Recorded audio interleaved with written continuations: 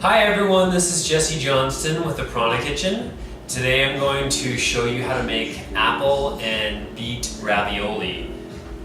And I have already made myself some raw vegan goat cheese to put in the middle of them, so they're going to be apple and beet goat cheese ravioli, which sounds pretty delicious.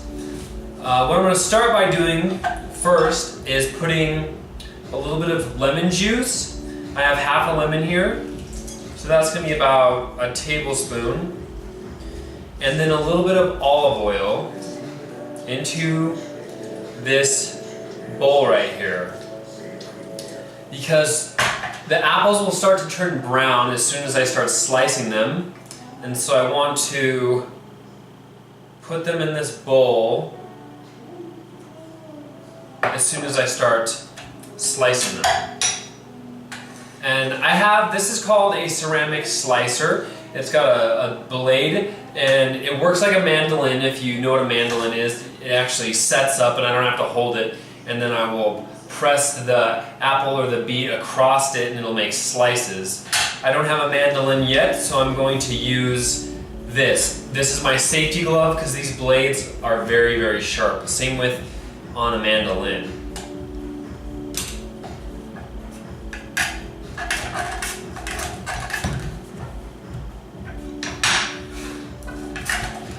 And I just want to start by slicing it down and check the thinness. I want them pretty thin. And this looks like it's about right. So I'm going to stick with the setting that it's on right now. And you want the biggest part of the beet or the apple as possible.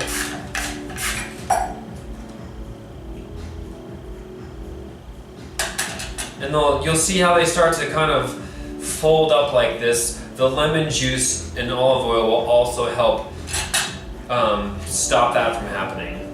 And then I'm going to do a little bit of apple.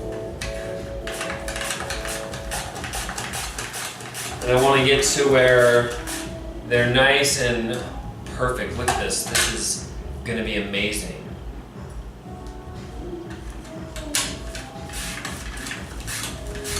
And I'm just curious what another thickness would be.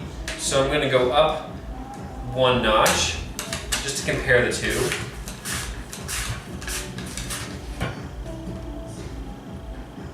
And those look pretty great too. I'm going to go up another one and just continue to see what it would look like. And then that way I can make a few different sizes of raviolis, and then I'll know which one is best. When I get to the seed, on this side I want to stop. I'll throw these in here. So if you think about what ravioli is, just usually as pasta, wheat pasta, and it's got two sides and then you're filling in the middle. You can make a sweet ravioli, a beet ravioli with maybe an almond and raisin filling. You could do almond butter, peanut butter. You could do maple pecan filling. I'm going to do the other side.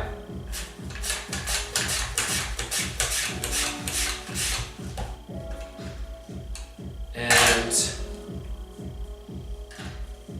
yeah, these ones are kind of thick, so I definitely would think I would stick with the first two settings that I did, but I'm excited either way to use these. And then because beet is much tougher than an apple, definitely that wouldn't be the setting I'd want to use. So I'm going to go back down to the first one and do a few more of those.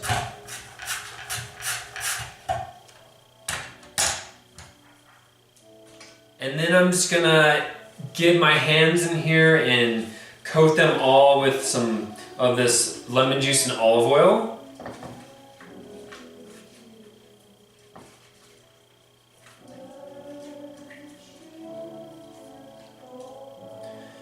And the next what I'm going to do is I'm going to stick these on a dehydrator tray and stick them in the dehydrator and let them warm up a little bit, which will give them more of a softness and a quality to work with. So I'm going to do that and I'll get back to you in a second. Hello, I am back and I have 2 trays of apple and beet. They were in the dehydrator for just about 15 minutes to let them marinate and get the consistency or the pliability of them a little easier to work with. And I also chopped up some fresh chives.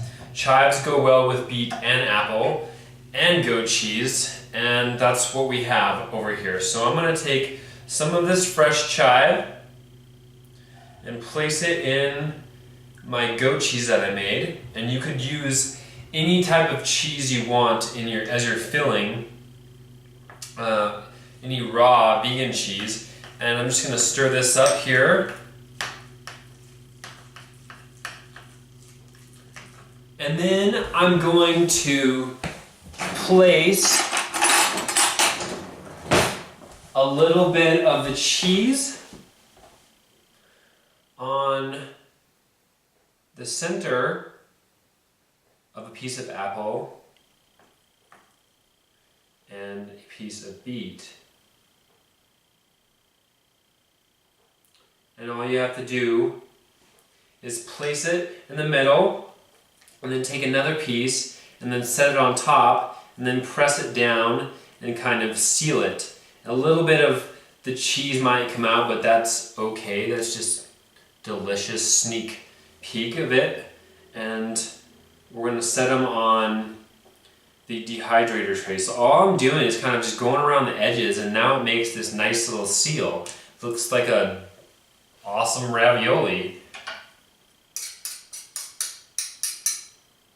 And I will put these in the dehydrator again, and how long you want to put them in there is really up to you. You can have them chewier or crispier. It's totally up to you. And another thing that goes well with beets and apples is rosemary and walnuts. So I had this idea to make a rosemary walnut cream sauce that I would drizzle over the top of them before I ate them. And I don't know about you, but that sounds pretty delicious. So you can see this cheese is going to be pretty awesome with all that chives in it. So I'm just going to continue placing a little bit of the cheese in the center.